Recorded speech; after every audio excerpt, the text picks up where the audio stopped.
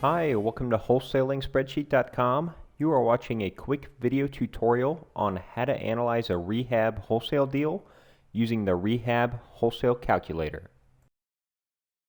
If you are a wholesaler that will be working with rehabbers, you need to determine the maximum purchase price a rehabber would pay for a property.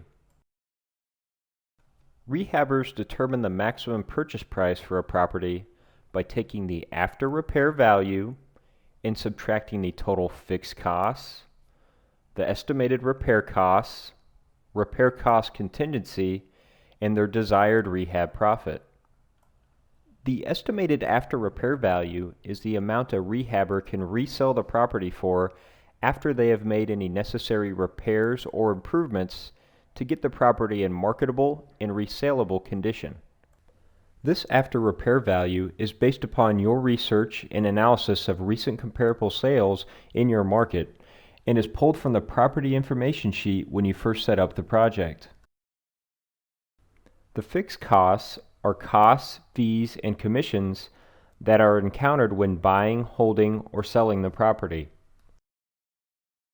The buying costs are costs encountered when you first purchase a property, which are typically inspection costs, closing costs, and any lending fees if you're financing the project.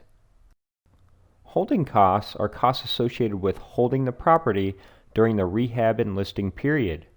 These costs are typically loan payments, taxes, utilities, insurance, and general maintenance expenses. These monthly holding costs, as well as the monthly holding period duration, are pulled from the property information sheet when you initially set up the project. The total holding costs are calculated by taking the total holding period in months and multiplying it by the monthly holding costs for each item.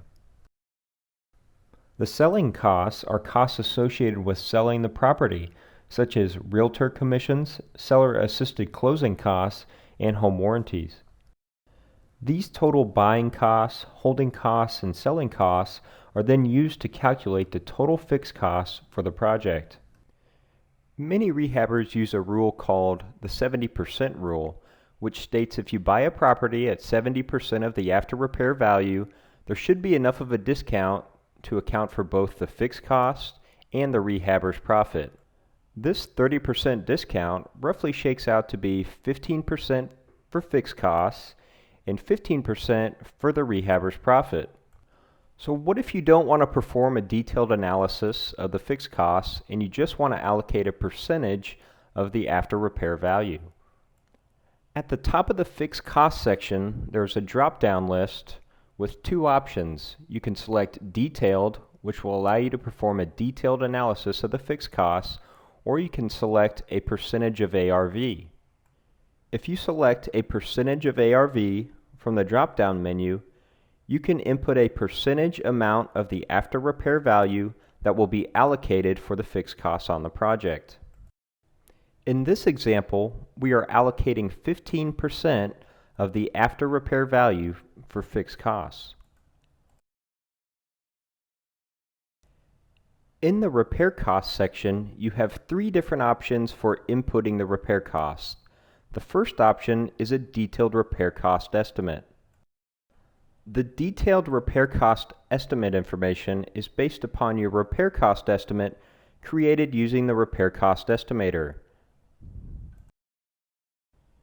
The estimate is broken down by scopes of work, so you can see what scopes make up your total repair cost estimate.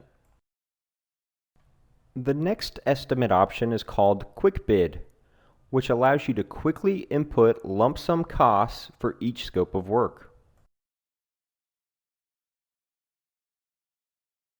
The final estimate option is called Lump Sum, which gives you the opportunity to input one lump sum repair number for the entire project. Carrying a repair cost contingency is always a good idea to account for those inevitable unknowns or issues that arise on every rehab project. The repair cost contingency is based upon a percentage of the total repair cost estimate. You can use the predefined contingency buttons from 0 to 25% or input your own custom percentage or lump sum amount.